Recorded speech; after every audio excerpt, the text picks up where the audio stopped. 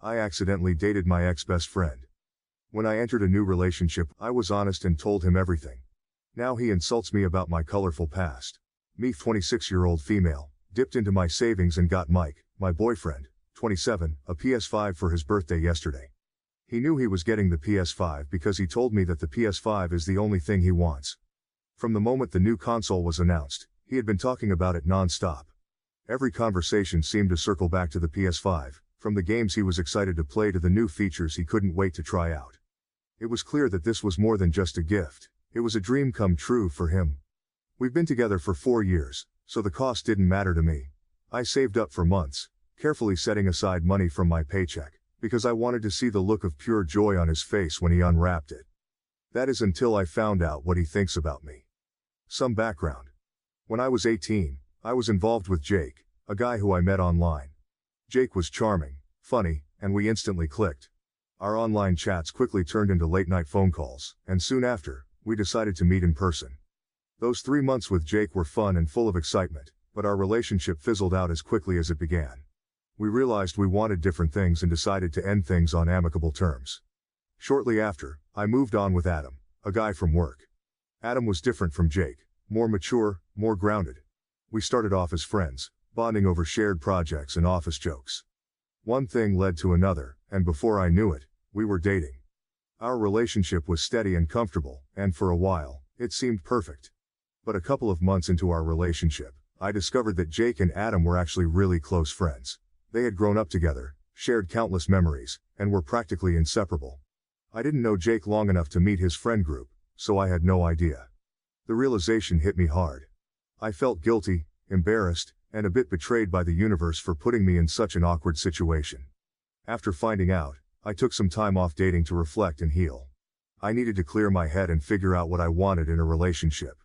It was a confusing period, but it gave me a chance to grow and learn from my past mistakes. 2 years later, I met my current boyfriend, Mike. Meeting Mike felt like a fresh start. He was kind, understanding, and we had an instant connection. I was upfront and honest with Mike about my past and the fact that I was unintentionally involved with friends. He said he understood, and my past didn't bother him.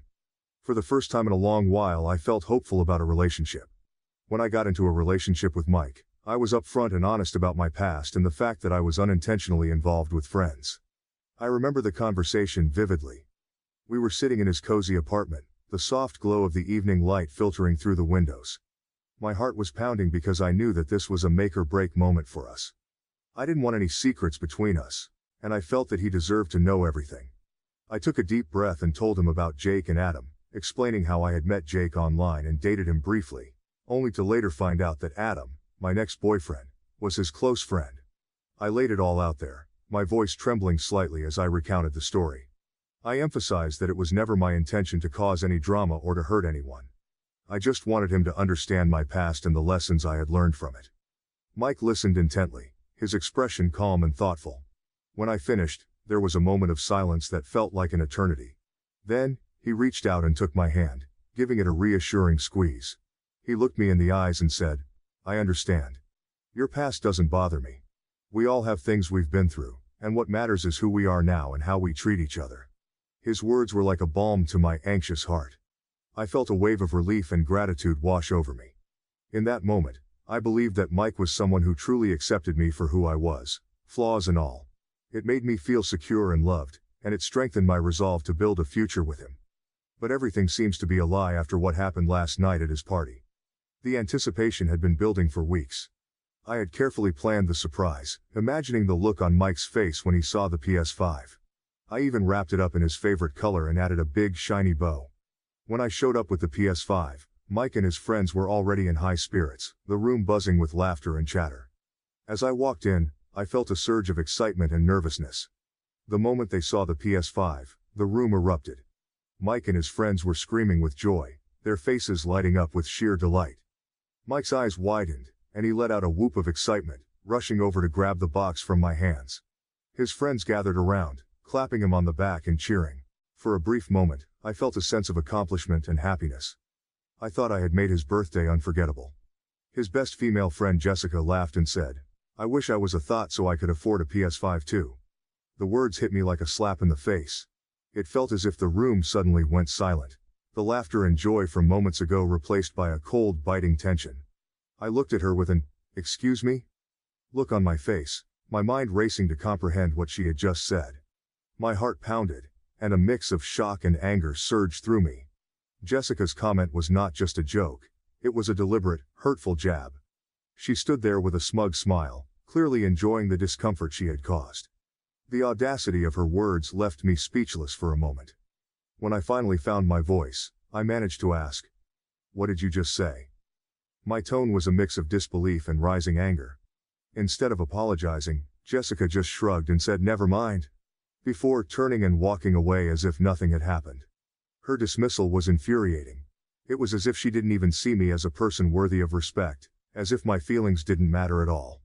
I could feel the eyes of the room on me, and the joy that had filled the air just moments ago now felt tainted. I confronted my boyfriend about it, feeling a mix of hurt and anger bubbling up inside me.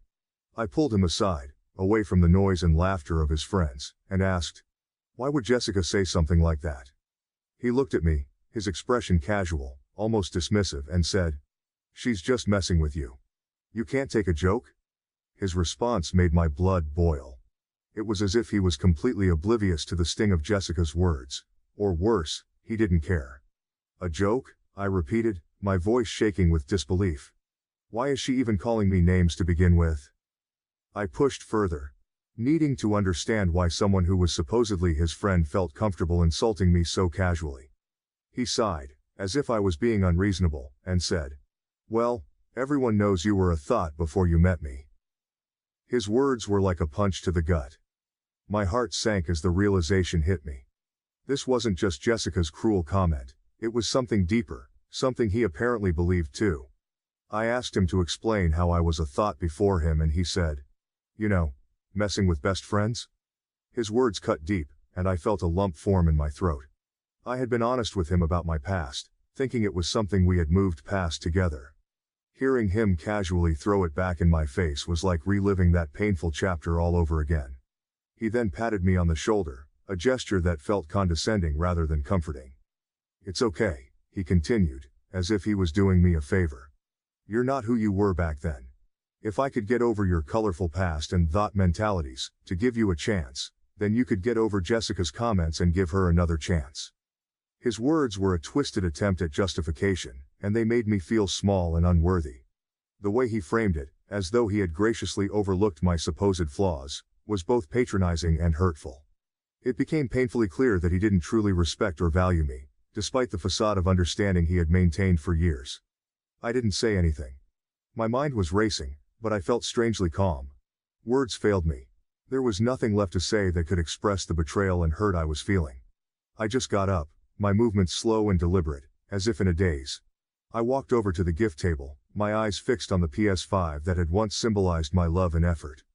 The room fell silent as I reached for the PS5. Everyone's eyes were on me, but I didn't care. My heart was pounding in my chest, a mix of anger and heartbreak propelling me forward. I picked up the PS5, feeling its weight in my hands. It no longer felt like a gift of joy but a reminder of the disrespect I had just endured. Without looking back, I walked out of the room. The sounds of the party faded behind me, replaced by the thudding of my own footsteps, and the rush of blood in my ears. As I stepped outside, the cool night air hit my face, bringing with it a sense of finality. I didn't stop until I reached my car. I placed the PS5 on the passenger seat and sat behind the wheel, my hands gripping the steering wheel as I fought back tears. He was pissed. I could almost feel his fury radiating through the phone as it buzzed incessantly in my pocket. He literally called me like 20 times, each call more insistent than the last, but I didn't care. My heart felt heavy with the weight of his betrayal and the harsh words he had spoken. Every time his name flashed on the screen, it was a painful reminder of how little he thought of me. I was so hurt that I couldn't bear to look at the PS5 anymore. The thought of it sitting in my apartment, a symbol of a love that felt shattered, was too much to bear. So I took the bow off and drove straight back to the store I got it from. The drive was a blur of angry tears and a knot of determination in my chest. I walked into the store, clutching the PS5 like it was a burden I needed to shed. The store clerk greeted me with a polite smile, which faltered slightly when they saw my tear-streaked face. I explained that I needed to return the PS5, and they asked no questions. They could probably sense that this wasn't just a simple return. They happily refunded it, and for a moment, I felt a small sense of relief. It wasn't just about getting my money back. It was about reclaiming my dignity and taking a stand against the disrespect I had endured. I thought that was done, but Mike and all his friends, including Jessica, were relentless. My phone kept lighting up with notifications, each message more hurtful than the last. They were berating me for being petty, accusing me of overreacting and ruining Mike's birthday. Every time I looked at my phone, I saw a barrage of texts and missed calls, each one a reminder of their collective disdain. Mike's friends, who I had thought were my friends too, were quick to jump to his defense. Jessica was particularly vocal, her messages dripping with condescension. "You're so immature," she wrote. "All this over a joke? Grow up." The others chimed in, echoing her sentiments, making me feel like I was the villain in this story. They kept saying I brought this on myself by making poor choices. "If you hadn't messed around with Jake and Adam, none of this would have happened," one message read. Another said, "You knew what you were getting into with Mike. You should have known better." Each accusation felt like a dagger, twisting the knife of guilt and shame. Their words stung because they weren't just defending Mike. They were attacking my character, making me feel like my past defined me. It was as if all the progress I had made, all the growth and self-reflection, meant nothing. They made it clear that in their eyes, I was still that girl who made mistakes, unworthy of respect or understanding. I responded to Mike, my fingers trembling as I typed out the message. The hurt and anger swirled within me, but I was determined to stand my ground.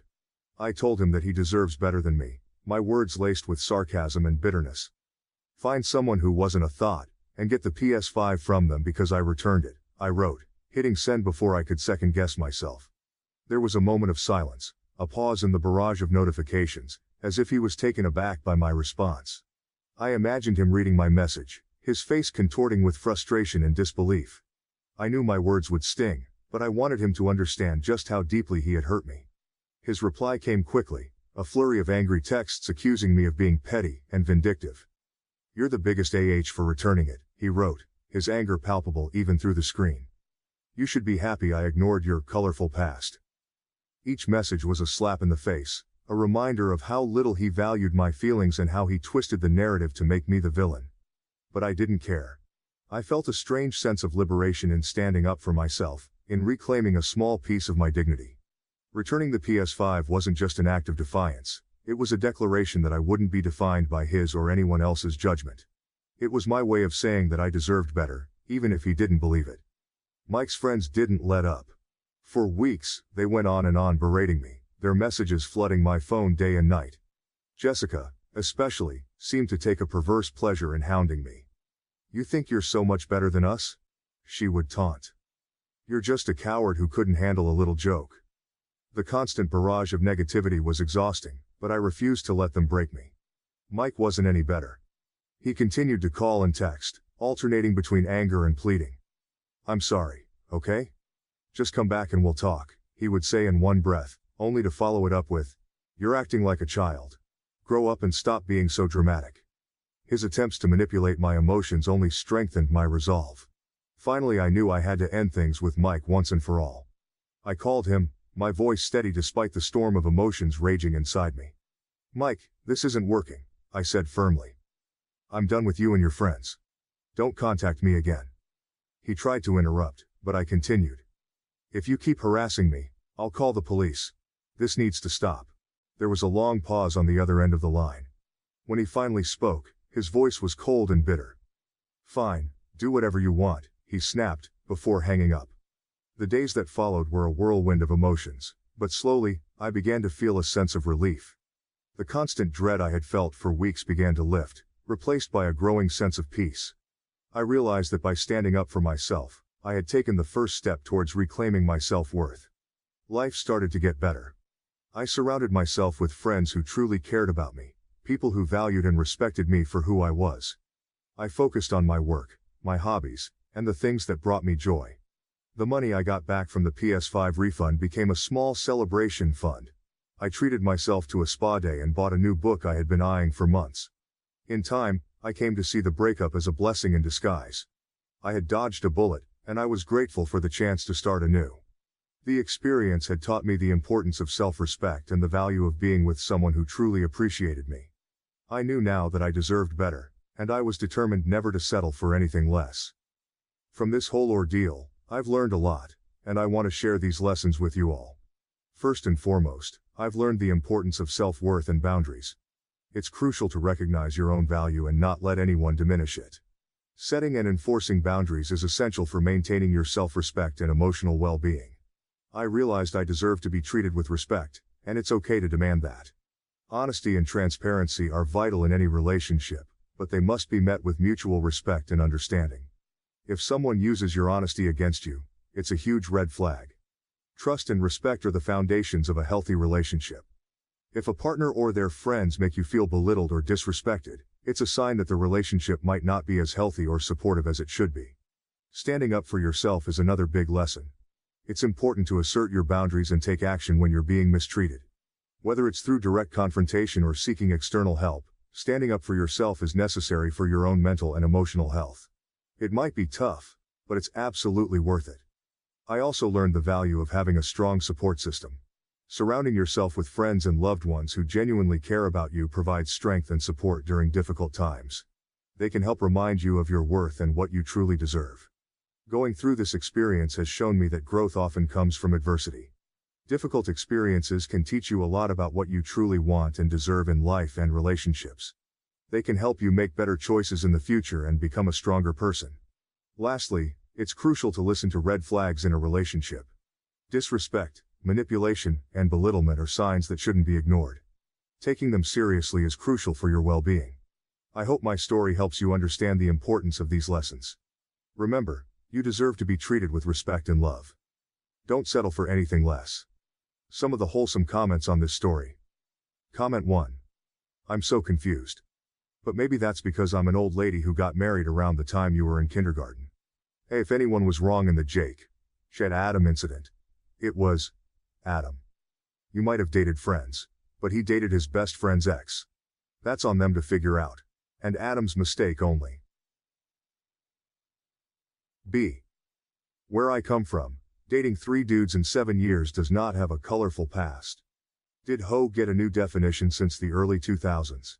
And I hope you do something special for yourself with a little of that money you got back from returning that gift you got your ex-boyfriend. Comment 2, 55-year-old lady here. What went down in your colorful past wouldn't even be a bleep on anyone's radar when I was the OP's age. Your BF screwed up and accidentally showed you exactly what he really thinks about you. You have dodged a bullet. And please note, he's upset because his screw-up has cost him a PS5. He's not concerned about you or your feelings. Take that refund and go treat yourself. Comment 3. I am so glad there is no photographic evidence of some of the shit we got into when I was in my teens and 20s, back in the 70s and early 80s. Oh, the color, and the parties, and these young kids have no idea what grandma got up to back in the day. Comment 4. I like how you stood up for yourself and did not take any crap. You went in to find out what was happening and got an answer. The way he started screaming and giving you the "you should be grateful" just confirms that you dodged a massive bullet, and makes me worry a bit over what else he has been saying to you. Not only in this story. That isn't someone who loves you, that is someone using you for his own benefit. And secondly, it's a red flag he told his friends about what you told him, and that she felt so comfortable to use it as an insult. This shows me 2 people who don't respect you as a person. Please consider this relationship. To put it politely, these people still have a lot of growing to do, and I think you should allow them to do it on their own. That's it for today's stories. If you enjoyed these, don't forget to like, subscribe, and hit the bell icon so you never miss an update. Have a crazy story of your own? Drop it in the comments. I'd love to hear it. Thanks for watching Redditary, and I'll see you in the next one.